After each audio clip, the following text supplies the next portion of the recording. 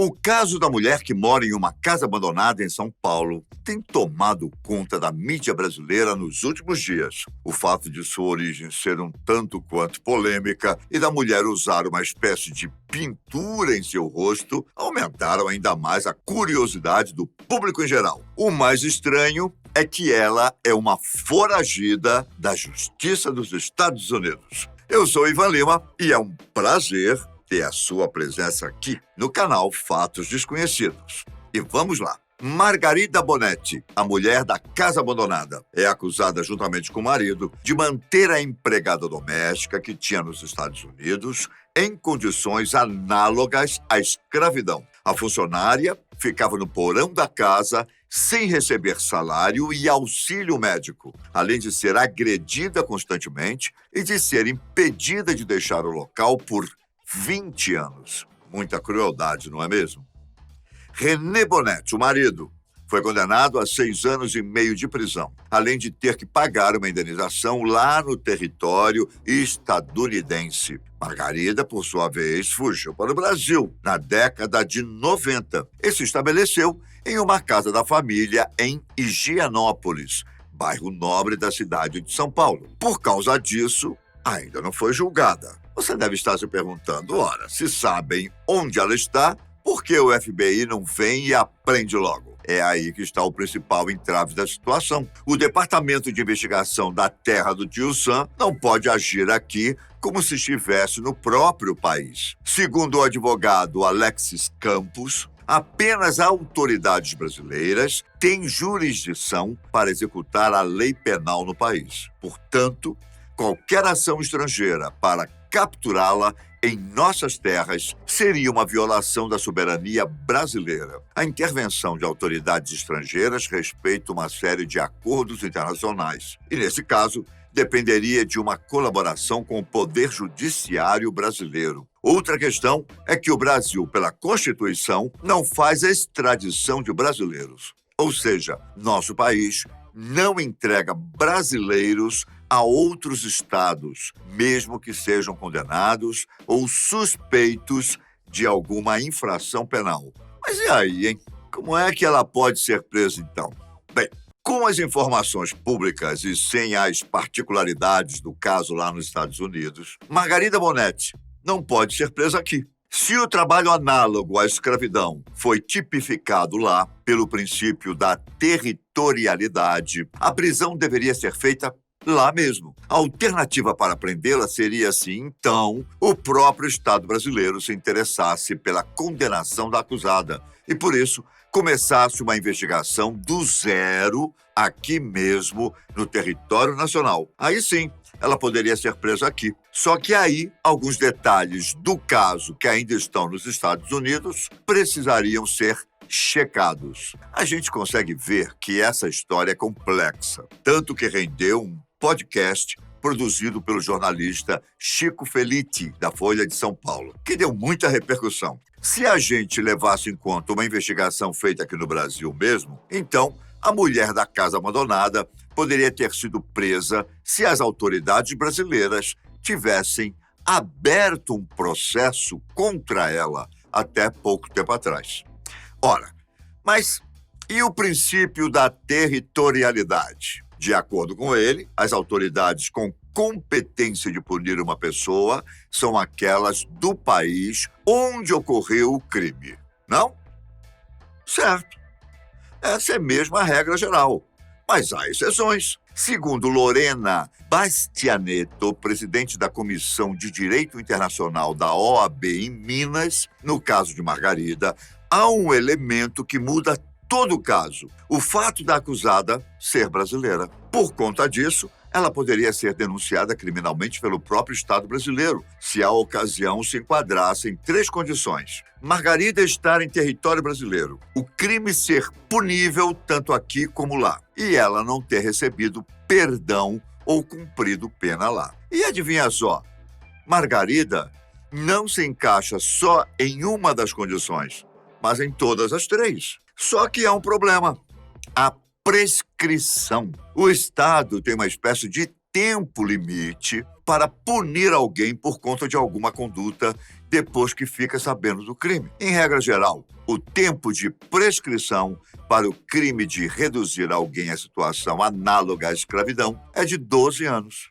Em outras palavras, assim que os crimes ocorrem, o Estado fica sabendo. O governo tem 12 anos para abrir uma investigação. Caso ainda fossem consideradas as lesões corporais de outros crimes, talvez o tempo aumentasse para 20 anos. Segundo Lorena, o governo teve noção dos crimes no ano 2000. Então, a investigação deveria ser aberta até, no máximo, 2012. Se considerassem os outros crimes, poderia ser iniciada até 2020, só 2 anos atrás.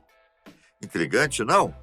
Margarida poderia estar presa se as investigações tivessem começado pouco tempo antes. Mas não foi isso que aconteceu. Por isso, agora há esse entrave na resolução do caso. Para falar a verdade, parece que nem os Estados Unidos nem o Brasil sabem exatamente o que fazer nesse momento. Os fãs de direito e de casos criminais devem estar se perguntando se ela poderia ser indiciada por tráfico humano. Mas, Ivan, que diferença isso faria?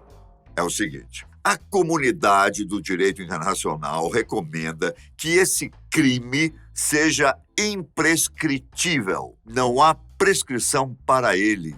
Bem, Lorena Bastianetto disse que pode ser uma possibilidade, mas que tem suas especificidades. Vamos a elas. Para ser considerado tráfico humano, a ação precisa visar algum benefício econômico. Outro detalhe que poderia ser provado é o do casal ter, desde o início, a intenção de levar a empregada brasileira para outro país para ali ser escravizada. Observando esses detalhes, fica bem difícil caracterizar o crime como tráfico humano.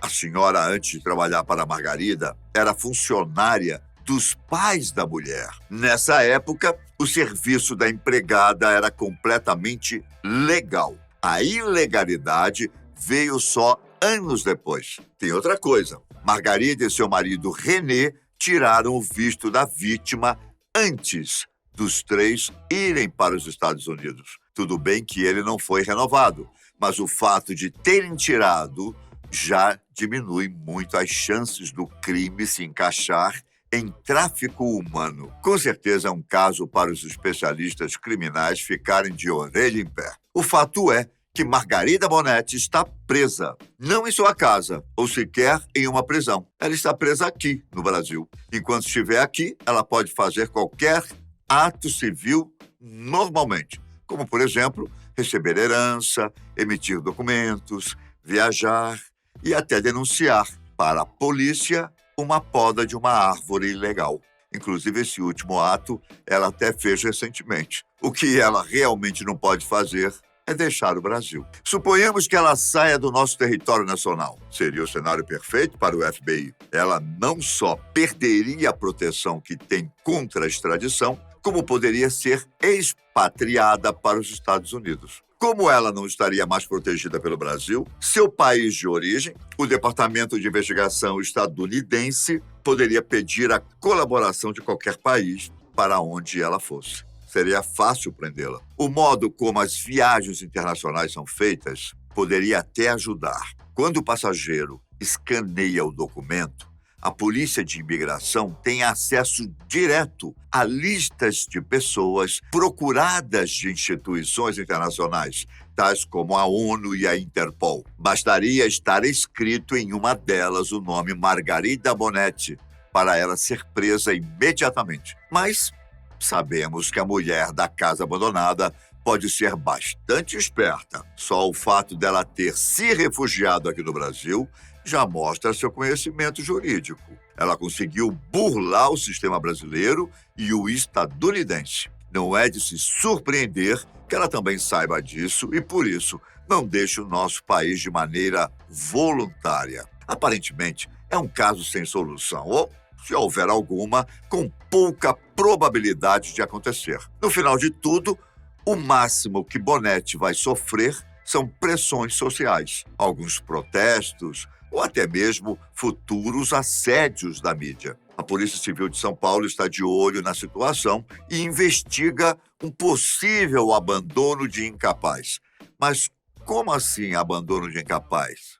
Bom, é porque muitos acreditam que a mulher da casa abandonada tenha problemas mentais, ou seja, não só a casa, mas também ela estaria abandonada. O filho e a irmã da mulher foram intimados a prestar depoimento e, caso sejam comprovados problemas mentais de Margarida, eles podem responder pelo crime de abandono de incapaz. Christian Dunker, psicanalista e professor do Instituto de Psicologia da USP, vê sinais de transtornos mentais em ações atribuídas a Margarida e avalia que há indícios de um processo delirante. Ele ainda cita o isolamento como forma de proteção encontrada por Margarida, que possivelmente pensa estar sendo vítima de perseguição. É como se a casa virasse um bunker ou algo do tipo. Ele protege a pessoa que pensa que sempre tem algo ou alguém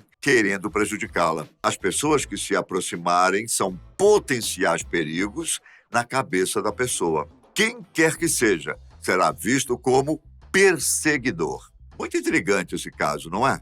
Qual a sua opinião? Margarida tem problemas mentais? É preciso que ela seja presa pelo que fez nos Estados Unidos, mesmo estando no Brasil?